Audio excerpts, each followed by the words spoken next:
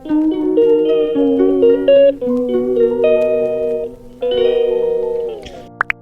Welcome back to my channel Ratna Bishal. তোমরা সবাই কেমন আছো? আশা করছি সবাই ভালো আছো। আর আজকে আমি তোমাদের সাথে শেয়ার করবো এ প্রোডাক্টিভ নাইট রুটিনস। তো আজকে আমি তোমাদের সাথে শেয়ার করছি। তো ঘুম থেকে উঠে যাই আমি 6টা নাগাদ। 6টা নাগাদ উঠে আমার মাইন্ডটাকে একদম ফ্রেশ রিল্যাক্স করি প্রথমে। তো রিল্যাক্স করার পরে প্রথমে আমি আমার বেডটাকে ক্লিন করি। তোমরা সবসময় আমার ভিডিওতে দেখেছো বেড ক্লিন করতে, এটা আমার একদম অভ্যাস হয়ে পরিণত হয়ে গিয়েছে যে আমি প্রথমে আমার বেড ক্লিন করি ঘুম থেকে উঠি না কেন, যখনই উঠি না কেন। তো তারপরে হচ্ছে আমি জানালাগুলো একটু খুলে দিই, জানালাগুলো খুলে দিই। তো খুলে দেওয়ার পরে যে ওখান থেকে যে ঠান্ডা বাতাস আসে সেটাকে আমি রিল্যাক্স হই। এত সুন্দর লাগে ঠান্ডা সন্ধ্যাবেলার মিষ্টি মিষ্টি বাতাস, মানে সেই লেভেলের। তো ওখানে বসে থাকি কিছুক্ষণ। তারপরে জল খাওয়াটা একটা টাফ জিনিস সবার কাছে। হুট করে গরম পড়ে যাওয়ায় জল খাওয়া তো অনেকটাই টাফ হয়ে যায়। তো আমি একটা বোতলে জল ভরে রাখি সবসময়। তো দেখে কতটুকু খাওয়া হয়েছে না হয়েছে, যেরকম এই যে বোতলটা দেখতে পাচ্ছ। তো তারপরে আমি ফ্রেশ হয়ে আসি। আর ফ্রেশ হয়ে আসার পরে সন্ধ্যাবেলার দিক তো ঝাড় দেবো, ঘরটারগুলো একটু ঝাড় দিতে হয়।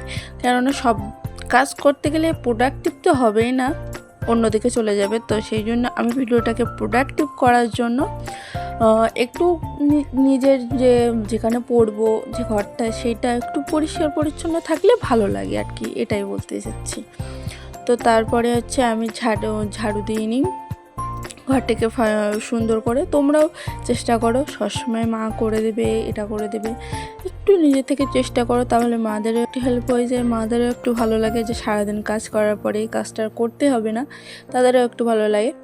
সো তারপর আমি লাইটগুলো জ্বালিয়ে দিই ভালোভাবে। তারপরে আমি একদম ড্রেস চেঞ্জ করে নিই, করার পরে সন্ধে দিয়ে নিই। তো সন্ধে দেওয়ার সময় না আমি অনেকবার খেয়াল করেছি যে আমার মনে হয় সন্ধে এমন একটা জিনিস, আমার এতটা শান্তি লাগে মানে বলে বোঝানোর বাইরে, মাইন্ড এতটা ক্লিন হয়ে যায় বলার বাইরে। তারপরে আমি 6:30টার দিক নাগাদ করে আমি পড়তে বসে যাই।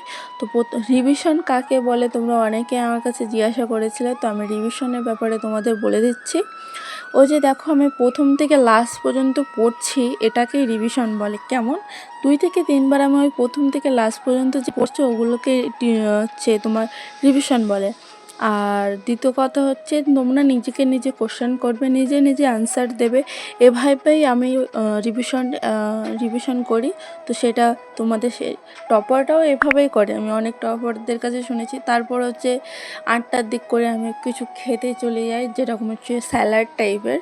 কিন্তু আমার আজকে একটু হালকা চটপটা মতন খেতে ইচ্ছে করছিলো, তাই শসা কুচি, পেঁয়াজ কুচি আর সামান্য মুড়ি আর একদম সামান্য চানাচুর আর ছোলা দিয়ে আমি মাখিয়ে খেয়েছিলাম। তো খেতে খুব টেস্ট ছিল, কেননা সব কিছুই একদম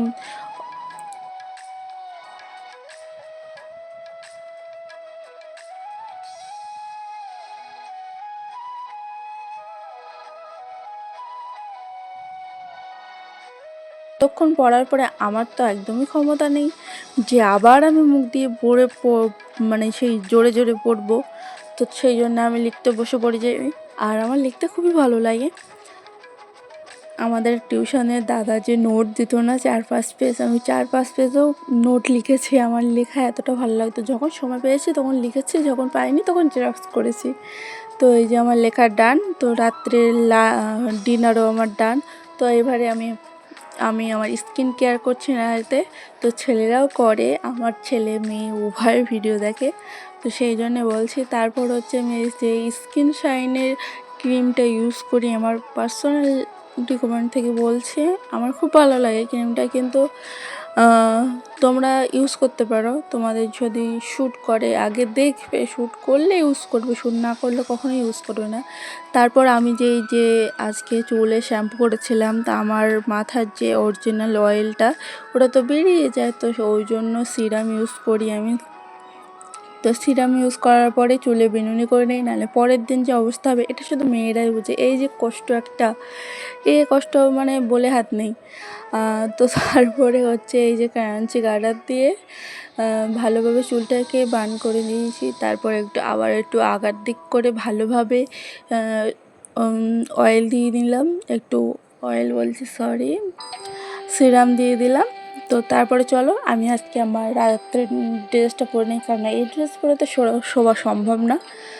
তো রাতের ড্রেস আমার পরা হয়ে গেছে। তো এখন আমি আমার বেডটাকে ভালোভাবে ঠিক করে নেবো শোয়ার জন্য। তো বেডের প্রথমে আমি যে জানলাগুলো খুলে রেখেছিলাম ওগুলো আবার ভালোভাবে লক করে দেবো। তারপর মশারিটা যখন তোমরা টাঙাবে তো মশারিটা ভালোভাবে ঝেড়ে নেবে, কারণ ওখানে আমি শুনেছি যে পোকামাকড় থাকতে পারে, ওই জন্য বলছি যাতে তোমাদের কোনো ক্ষতি না হয়। তোমরা আমার ছোট ফ্যামিলি, তো আমি চাইবো না তোমাদের ক্ষতি হোক, তো সেই জন্য বলে দিলাম। তো ভিডিওটা ভালো লাগলে like comment share and subscribe করে দিও। আর নতুন নতুন ভিডিও চাইলে বলো কেমন কি ভিডিও দরকার। আজকের মতন এই পর্যন্ত, বাই, রাধে রাধে, সবাই ভালো থাকবে।